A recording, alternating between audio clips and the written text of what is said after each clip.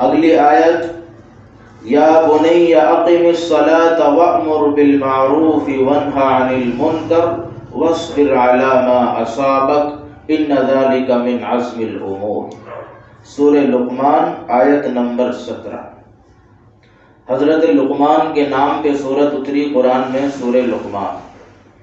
حضرت لقمان کے بارے میں علماء کرام کے دو قول ہیں۔ بعض لوگ یہ کہتے ہیں کہ یہ اللہ کے نبی تھے، اور بعض علماء یہ کہتے ہیں کہ یہ اللہ کے نبی نہیں تھے، بلکہ یہ ایک حکیم دانا بینا شخص تھے جو حکمت کی، دانائی کی، عقل مندی کی باتیں جانتے تھے اور لوگوں کو بتاتے تھے۔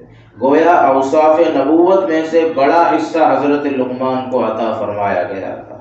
تو اس پوری صورت میں اس کے شروع کے حصے میں اللہ تعالیٰ نے حضرت لقمان کی نصیحتیں بیان فرمائی، اور وہ نصیحتیں جو حضرت لقمان نے اپنے بیٹے کو ارشاد فرمائی، اللہ تعالیٰ کو ان کی یہ نصیحتیں اتنی پسند آئی کہ ان کی نصیحتوں کو قرآن کریم کے اندر جگہ دیتی، اور یہ کہا کہ قیامت تک جو بھی ایمان والا حضرت لقمان کی نصیحت پہ چلے گا، اس پہ عمل کرے گا، اللہ تبارک و تعالیٰ اس کو دنیا آخرت دونوں میں کامیاب کرے۔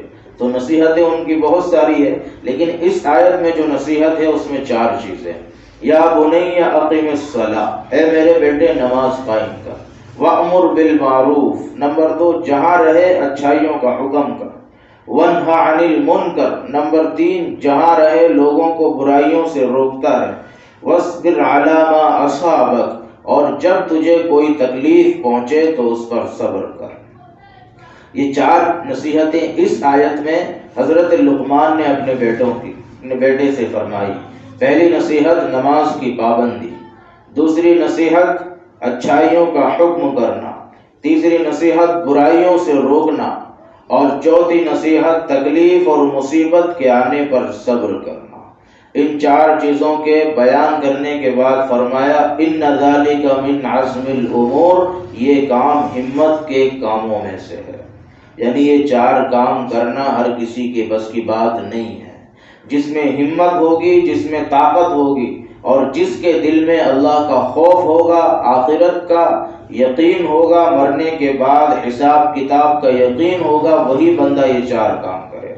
وہی بندہ نماز کی پابندی کرے گا، وہی امر بالمعروف اور نہی عن المنکر پہ چلے گا، اور وہی بندہ مصیبت اور تکلیف کے آنے پہ صبر بھی کرے گا۔